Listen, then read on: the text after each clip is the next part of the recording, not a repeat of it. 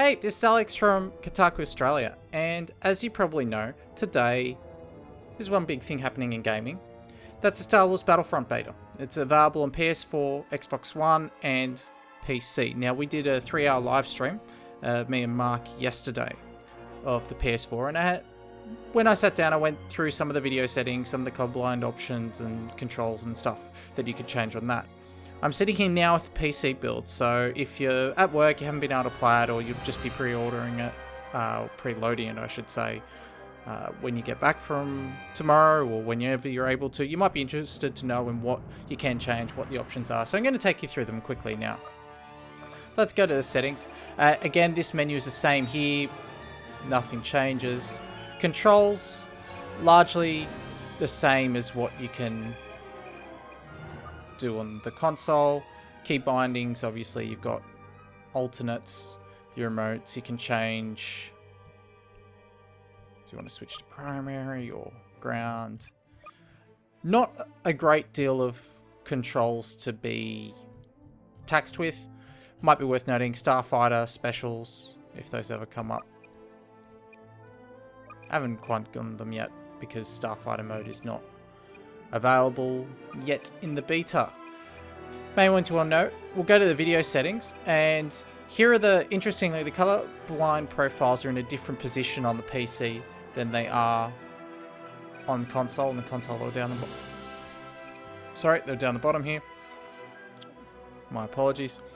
Graphics settings, this is default here. It has auto set for my config, but things like field of view, for instance, will stay at 55. I did actually try bumping it up to 90. I'm used to playing with the 90 field of view from Quake and CS and a lot of older games, but it looks incredibly out of place.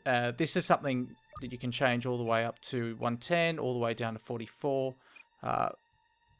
It's great if that's the kind of thing you need, so it's there for you. Motion blur amount, I probably should put that down to 0. I'm not a big fan of motion blur, but you know, if you want it up, if you want it down, if you want to leave it as it is, it's there. Resolution scale, same deal as what it was in the Battlefield 4. You know, super sample it, down sample it, or not down sample, but you know, reduce the resolution quality. You've got a slider to do that. Texture quality, filtering, lighting quality, shadow quality, effects quality, post-processing, mesh, terrain quality, terrain ground cover, anti-aliasing, and ambient occlusion. These are all set to auto, so if we I'll go to custom for now. Ultra is the highest for ambient occlusion, TAA is the highest you can go for anti-aliasing, and there's no MSAA, which is interesting. Ultra is this, you know, the main setting for most of these here. I don't think there's anything that's just high only, but let's check.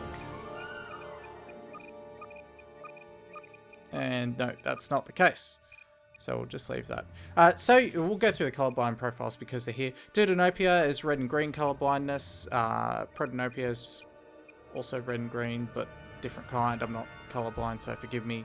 I didn't read up on this. And blue and level for Tritanopia. I actually played around with them on the PS4, and actually it was just a little bit nicer having these on, but maybe because I like changing. I'm used to the original color scheme so much, the red and blue, that everybody's gotten used to over the years. It's just nice to have something a fraction different. Gameplay options, this will be important for a lot of people. If you want to hold, zoom, actually I should have put those on when I was actually playing. And that's standard there. Heads up display, your kill log, score log, tutorials. This is identical to what's on the PS4. I presume it would be on the Xbox One as well. For the audio inputs, pretty simple here. 5.1, 7.1, 2.0, wide, medium, narrow, and headphones. If you've got a good set of headphones, I recommend that you use a wide dynamic range instead, as you can see there.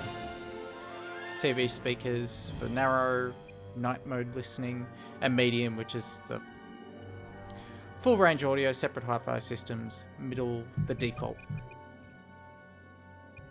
Credits, EA account, standard stuff. Starts isn't available yet. Collections, you don't earn, or at least when I did the single player missions, I didn't earn any XP, so I couldn't unlock any of this, but we'll just go through it now here.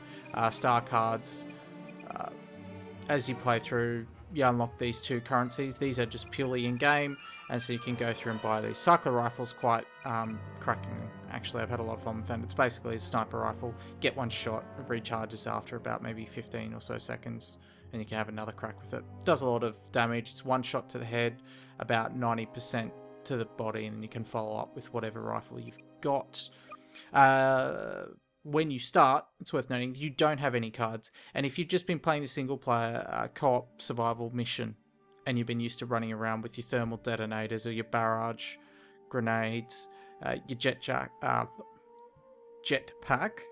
as I get my words out properly, you're going to find the multiplayer actually quite limiting. So if you have a friend and you can maybe, and I haven't been able to do this because I got quite bored of the missions, we weren't able to get multiplayer lobby going when we did a live stream, so we just sort of did timed run throughs through the survival. But if you do this in co-op, you might be able to get some XP that can help unlock. If not, the game does recommend that you go to this drop zone, which is just a straight shootout on the same map as the only single player survival mission that's available.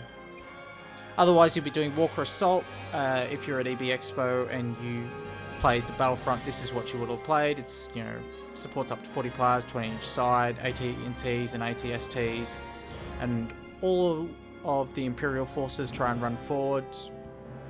Rebels try and defend by taking out outposts so the Y-Wings can bomb and then make the 2 ATs vulnerable to attack. You can see everything in here that's not available, and also training's not available, battles against a friend or AI not available, and it's just a Tatooine. Pretty simple mission, and you can see here just for fun.